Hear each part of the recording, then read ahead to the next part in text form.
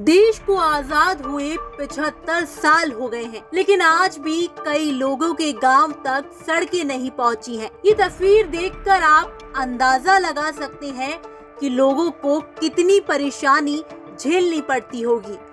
ये हाल तो तब है जब ये गांव आदर्श गांव की श्रेणी में आता है। ये कैसा आदर्श गांव है जहां बच्चों को अपनी जान जोखिम में डालकर नदी पार करनी पड़ती है। ये गांव है भीलवाड़ा का बाकरा गांव। इस गांव में बरसात के दिनों में अपनी जान जोखिम में डालकर छोटे छोटे बच्चे जुगाड़ की नाव से नदी पार कर स्कूल जाते थे। आज भी वहाँ के हालात नहीं बदले। 3 किलोमीटर सड़क और नदी पर पुलिया के लिए डिस्ट्रिक्ट मिनरल फंड से 1 करोड़ 25 लाख रुपए तो स्वीकृत हो गए, मगर जब मानसून आने वाला है उसके बावजूद काम अभी भी नहीं हुआ।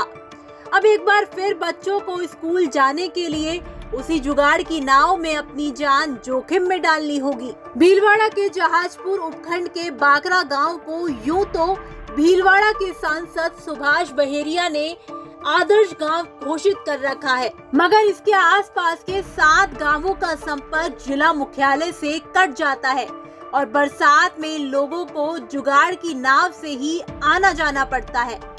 साल 2011 में इस नदी पर नरेगा के जरिए पुलिया का निर्माण हुआ, मगर 2019 में हुई तेज बरसात से ये पुलिया टूट गई।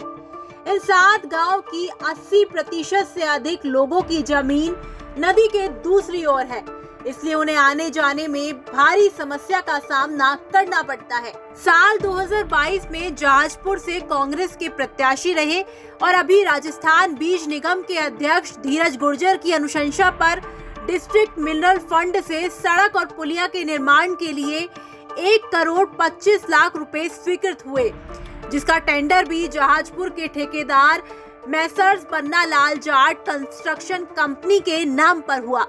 जनवरी में ठेकेदार ने काम भी शुरू किया, मगर अब जब मानसून आने वाला है तब तक ना तो सड़क बनी है और ना ही नई पुलिया बनी है। गांव के ग्रामीण का कहना है कि 1 किलोमीटर के लिए उन्हें 10 किलोमीटर का चक्कर लगाना पड़ता है। 9 महीने तक नदी में पानी भरा रहता है। ऐसे में लोगों को बहुत परेशानी होती है। हर बार एक नदी है, उसमें पानी भर जाता है और यहाँ के विद्यार्थियों को और आम जनता को इसका बहुत बड़ा सामना करना पड़ता है, जिससे 7 गांव के लोगों को इधर आने जाने के लिए बहुत बड़ी समस्या का सामना करना पड़ता है। 1 किलोमीटर आने के चक्कर में उनको 10 किलोमीटर का चक्कर लगाना पड़ता है उधर, तो बहुत सारी प्रॉब्लम होती है।